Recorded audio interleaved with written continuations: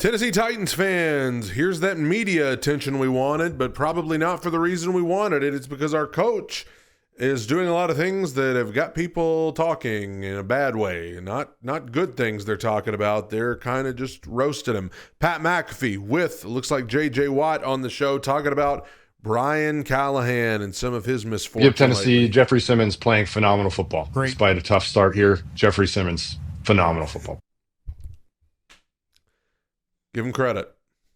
Had a bad miss on Daniel Jones in the backfield, but don't mistake the fact Jeffrey Simmons has played unbelievably well through the first 3 weeks, and he is a one-man show on that defense right now. Just pivoted away from CJ. Coach Callahan's starting to figure it out, too. It seems like in the press conferences, he's getting more and more comfortable. Yeah. Bro, J.J. Watt's facial expression when he said Callahan's starting to figure it out. Look at J.J. Watt's face. Too. It seems like in the press conferences, he's getting more and more comfortable. Yeah. I don't know how many of you have watched The Office, the Jim face from The Office where he just looks at the camera with that. That's what J.J. Watt is doing right now. More and more at ease, doesn't he? Yeah. God, that guy, it might be good for him to not have that job anymore. I think they're being sarcastic. Seems like a great guy. Seems like a great guy. The head coach. Well, I guess calling plays is something that's going to change. But just the whole thing, it doesn't look like it's good for him. Have you seen the guy have an enjoyable moment? No, absolutely. He hates his life. Not one happened. He's in Nashville. He took the first step, Pat. He took the first step. First off, you relinquish the play calling duties, and then when that doesn't go well, you get the play calling duties back. And when doesn't go well, then you eventually get fired. But Hargrave will be taking over the play calls. And obviously, if it continues to go the way I mean, he does seem miserable. But, I mean, he should be. I mean, I don't wish misery on anybody. But in terms of his professional career, what's there to not be miserable about? He's 3-17 in his career as the head coach of the Tennessee Titans. The team looks lifeless. The team looks hopeless. He's had as disastrous a first 3 weeks of this season as you could have possibly scripted out. Oh, yeah, I bet he is miserable. Bo Hargrave will be fine. Exactly, which is why I kind of love this move. And I'd like to say Callahan. They just jumped the O coordinator, though. That was the interesting part to me, is the play calling duties did not go to the O coordinator. They went past him. That's a very... He likes that guy. Yeah, he's a little closer relationship. Yeah, that guy's a dipshit. He's not calling plays. And Callahan's like, I agree. I can't wait to fire up. We need him to... Nashville's great. Yeah. He might be a college coach. I think. It is interesting that when they needed a new play caller, they just completely glossed over the next obvious person in line, which would have been the offensive coordinator, Nick Holes. What is he even here for? I mean, what does Nick Holes even do? He might freaking soar at like a UAB. Maybe UAB? Yeah, like I think he might. Called for Trent Dilfer's job? My Lord. I think Dilfer's more bored for the Florida or a Tech. I think Brian Callahan, he starts at UAB, learns a thing or two about respect for people. He might fly. Hey, Jage, why don't you hire Callahan to coach Espanol or maybe the Burnley boys after that Carroll City loss? I think that'd be good. He'll bring some Cardiff City. You get it. This is where we're at. I mean, Brian Callahan's a joke. They are literally, this is a comedy routine they're doing. They're doing an SNL sketch about Brian Callahan right now. That's where we are. Yeah. They come in there and he'll get the boys fired up and intense. Maybe he's a great guy. We had meetings with him 2 weeks ago. He's a great guy. It's just they're not playing good football right now. He's miserable. Being a great guy, he's a good guy, just absolutely miserable. He seemed great. I mean, in the meetings, he's great. He was positive, obviously saying all the right stuff. It's just they're just not playing good ball. It's just... Like what? Because seriously, I haven't seen one clip of this guy talking where I'm like, good guy. Whoa, jeez. Not in the sense of like now. I know, like not in the sense of like good and evil. Conference. Sorry, not in the sense of like good and evil, like good guy. More so in the sense of like, nope, that sucks.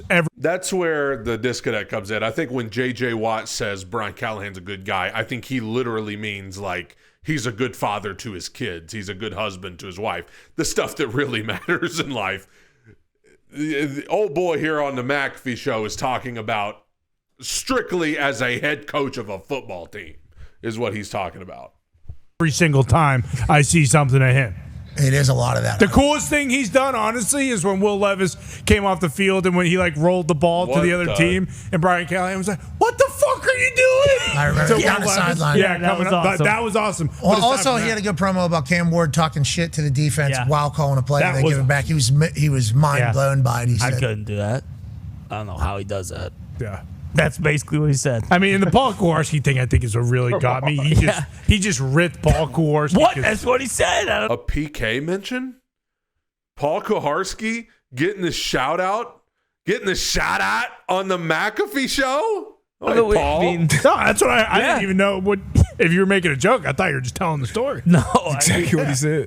That's exactly. He needs to win a game. He needs to win a game. It's tough to be happy when you're losing. I agree. You have to be mad. That was a part of why, it was for me retiring from punting felt like an easy move because we were losing games. I had to be miserable, and it actually was miserable because it'd be much better if we won. Everything would be better if we won. Literally, and it's as a punter, I have no say in that fourth quarter. We're down. All right, boys. Let's go, man. I need to have let's have a happy week this week. Let's say this is all worth it. And then the ball just bounces the wrong way. We lose. And all of a sudden, you got to be miserable. Okay. It's all right, that's certainly something. This is Callahan, though, every time he's in front of a mic. That is an interesting perspective from Pat right there because think about it as fans, right?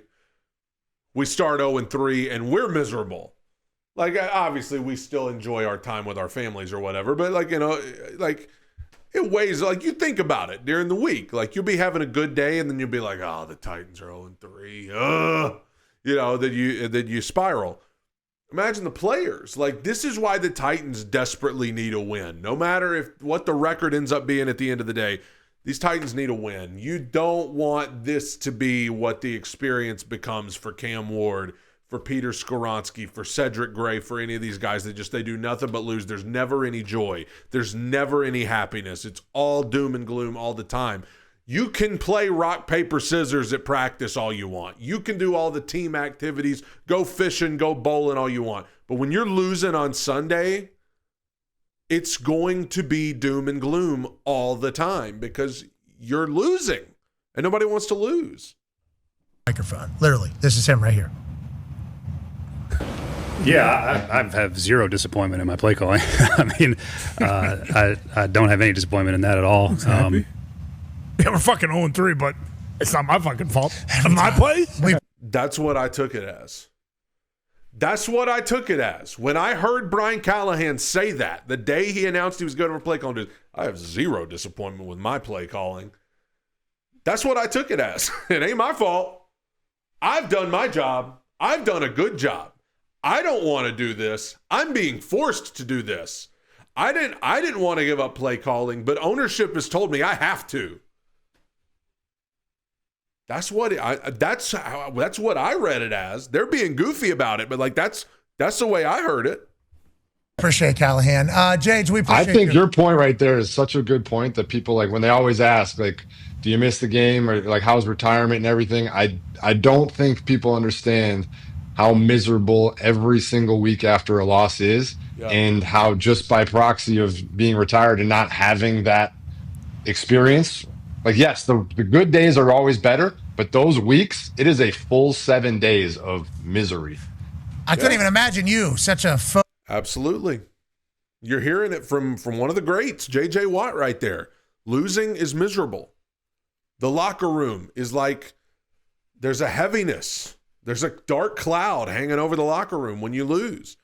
The Titans have lost. What are they, 3-17? They've lost 17 of their last 20 games. Cedric Gray has gotten to be a part of 3 wins. Cam Ward has yet to be a part of a winning locker room. He has yet to get to celebrate in the locker room after a game. Alec Manor has yet to get to celebrate in a locker room after a win. That sucks, man. Focal point of wins and losses, having to feel that, shoulder that. You as well, Age. That's crazy thing to think about, and I'm happy I didn't have to do that. I just, by proxy, had to be pissed because life isn't as good whenever we're not winning, boys, okay? If everybody could kind of do their shit, we'd be great. Let's go ahead and do it. Let's maybe protect our quarterback. Let's think about doing that. Yeah. Okay, this guy, really good at football. Let's maybe... I don't know who I need to talk to here. I don't know who the person is. Maybe Let me tell you what I'm seeing, guys. Let me tell you what I'm seeing from the sidelines over here. Be If good. you could maybe catch those balls, that'd be great. And these routes, I don't know. You're seemingly not as open as everybody else is. Need those to go a little bit better. I don't know how we get that. Defense, we need to wrap up. Okay, we got a lot of this happening. We need to start wrapping up. Boys, life is much better whenever we're all, mostly you guys, doing your shit. So. I mean, but literally, can you imagine being in a locker room with a punter like Pat McAfee who tries to come up to you after a loss? It's just like, hey, man, you got to wrap up on that tackle. Come on, man. Well, you got to catch that. We could do our shit. That'd be great. All internal thoughts. Never say them out loud. That's right. What you say out loud is actually, let's go, boys. Let's Go, go. boys. Team game. Team game. I'm riding. Team Inside, though, it's a lot of, this guy is fucking terrible. Why is this guy on the fucking team? I can't say that, though. That guy's much tougher than me. That guy's job much harder than mine. That guy much more important than me. So what I got to do is, hey, next week, bro.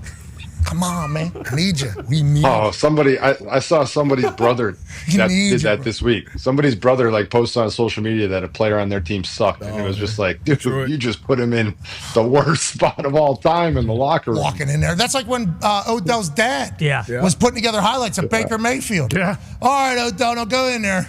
Go see him. Baker's not even looking at him. Why isn't he looking at him? I mean, I'm putting out 3 highlights a week of this guy being ass, but why isn't he looking at my boy? It's like, Just getting your eggs in the morning. Just, yep, good morning. Yep, sorry, my dad, sorry. Can you send your dad different plays? Like, I threw you the ball a couple times. Can you do that? My dad's crazy, you know. Just walk away. I don't know how you get through that. And then they get rid of a guy, and now he maybe leads his team to undefeated. Really good. Jedge. That's always a lot of fun. I mean, you know, there's a lot to take away from that. First of all, like I said, I don't know what to tell you about the fact that Brian Callahan is currently a shtick. He is a comedy shtick on the Pat McAfee show. That's what he's up to now. That's what it's become. And don't lose sight of what Pat and JJ are saying about how awful it is to lose all the time. All of you that are already saying we need to lose to tank for draft position, you don't know the damage that's doing to these young players who never get to experience what it's like to win.